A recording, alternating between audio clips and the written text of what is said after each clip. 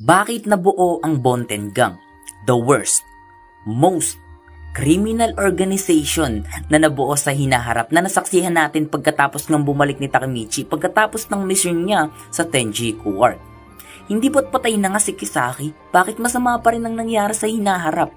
At bakit at paano nabuo ang Bonten Gang? At bakit na humantong sa ganito ang nasaksihan ni Takemichi sa hinaharap na hindi ba't ginawa niya naman ng lahat? Pero bago nga natin talakayin ang topic na ito ay please like this video mga lods for more Tokyo Revengers content para updated ka na nga kapag naglabas ako ng bagong video. At i-follow mo na rin ang TikTok natin. Yan, makikita nyo sa screen. Nagpo-post din ako dyan ng full video natin mga lods. Full video natin mga lods na yun, pinopost nga natin dito sa YouTube natin. So bali hahatiin nga natin sa dalawang part ang pagpapaliwanag sa pagkakabuo netong worst criminal organization na to. Una, ipapakilala ko muna sa inyo ang mga miyembro neto at ang estado neto bilang gang sa hinaharap. At pangalawa, ipapaliwanag nga natin sa kung bakit nga nabuo ito kahit na ginawa naman ni Takemichi ang lahat at tayo pa rin pumuti. Then, ginawa ni Takemichi ang lahat sa past.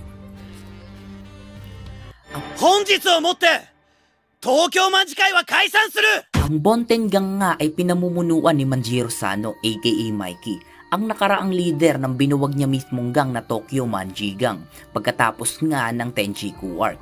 Ang Bonten Gang nga sa hinaharap ay isang naging ganap mga lods na organisasyon na lumalabag na sa lahat, kumbaga fakdalo na nga sila mga lods at maski nga mga kapulisan na hindi na nga sila pinapakailaman sa ginagawa nilang mga iligal kagaya ng gambling, drugs, prostitution at ang pinakamalala sa lahat ay ang pagpatay. Naging untouchable na nga sila mga lods sa mga kapulisan. Alam naman natin na hindi nga ito yung prinsipyo ni Mikey. Pero yap, naging ganito nga ang gang na hinahawakan niya sa present na nakita mga lods ni Takemichi. Ang Bonten Gang nga ay pinamumunuan ni Mikey at ng kanyang vice president na si Haruchiyo Sansu, ang dating vice captain ng 5th division ng Tokyo Manji Gang. Ang pangatlong ulo naman ay ang dating number 2 ng Tenjiku Gang, which is si Kakucho Hito, at meron ding advisor si Mikey mga lods sa Bonten, which is si Takeyomi Akashi, na makikilala nyo na nga din mga lods sa istorya. Ito nga ay yung dating vice president mga lods din ng kuya niyang si Shinichiro Sano sa first generation ng Black Dragons Gang. Silang apat nga mga lods yung nangunguna sa organisasyon na to. At talagang putok-batok ngang isipin sa kung paano nga ba umabot sa ganito ang Bonten Gang. Ang mga miyembro nga ng Bonten Gang, which is ang mga executive, is product din mga lods ng S62 generation halos, which is sina Kanji Mochizuki at ang magkapatid na Haitani brothers. Isa din sa executive ay si Kokonoy. And the near fact mga lods, siya yung moneymaker ng Bonten Gang. Talagang mga bigati na nga ang miyembro ng Bonten Gang sa hinaharap na to na nasaksihan ni Takemichi. Alam nga natin hindi ganito ang gusto ni Mikey pero nangyari pa rin. So bakit nga ba humantong sa ganito? Dumako na tayo sa pangalawang parte. Pag-usapan na nga natin ang dahilan sa kung bakit nga nabuo ang Bonten Gang.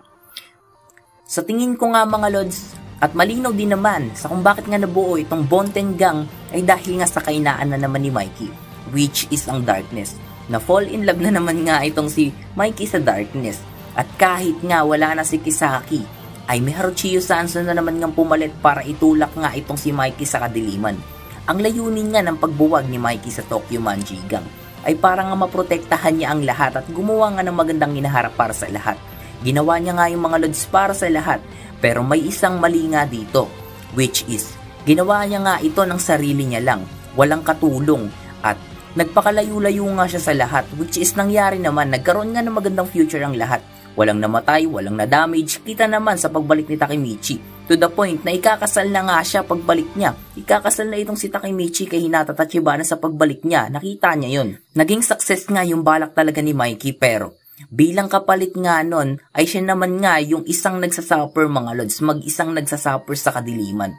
Yan nga ang nangyari sa kung bakit nga nagka-Bonten Gang mga lods. It's easy to analyze nga mga lods, na kung nabasa nyo na nga talaga yung manga, ay yung Bonten art nga mismo, yun nga yung naging resulta ng pagkakabuwag ng Toman. At pag-ako ni Mikey sa buong responsibilidad na magkaroon ng magandang future ang lahat. Pero, sa pag-ako nga na iyon, siya naman yung naligaw kaya nabuo ang Bonten Gang. In Bonten arc mga lods, eto, nandito yung last handshake ni Takemichi mga lods, pero kay Mikey na nga to this time. Ito na nga yung pinakalas para ayusin ni Takemichi ang lahat. So summary mga lods, nabuo nga ang Bonten Gang dahil nga sa pagkatapos ng buwagin ng Tokyo Manji Gang. Gumawa nga si Mikey ng bagong gang which isang Kanto Manji Gang, pero this time hindi nakasama yung mga dati niyang kasama. Gumawa siya ng iba lang mga lods. At nakalaban nga nito yung mga bagong kasama nitong bagong usbong na gang which is ang Brahman Gang at Rokohara Tanday. Natalo ni Mikey itong dalawang gang na to at pagkatapos nun nag-merge nga ang mga yan. At yun nga, pinamunuan ni Mikey ang lahat at sa pag-merge nga ng mga gang na ito ay naisilang ang Bonten Gang. Kaya ayun mga lods, nagkaroon nga ng Bonten Gang sa hinaharap. Pero tagilid nga yung takbo nito kasi naging criminal organization na nga ang labas ng Bonten Gang. So ayun nga mga lods, sa hinaharap nga nakita nga ni Takemichi yun.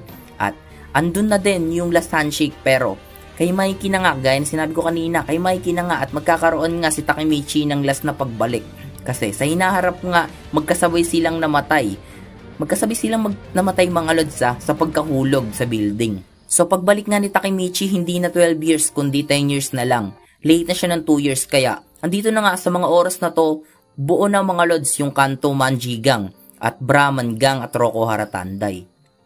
So yun nga mga lods, yun nga yung dahilan sa kung bakit nga nabuo ang Bonten Gang. Kung may information man ako na hindi nasama, I feel to free mga lods na correct me. Sabihin nyo lang sa comment section, papakinggan natin yan. At kung nagustuhan nyo nga mga lods ng video ito, ay don't forget to like this video mga lods. Sa tingin ko naman deserve natin yan, diba? Hindi. Nakadepende sa'yo. Like mo na.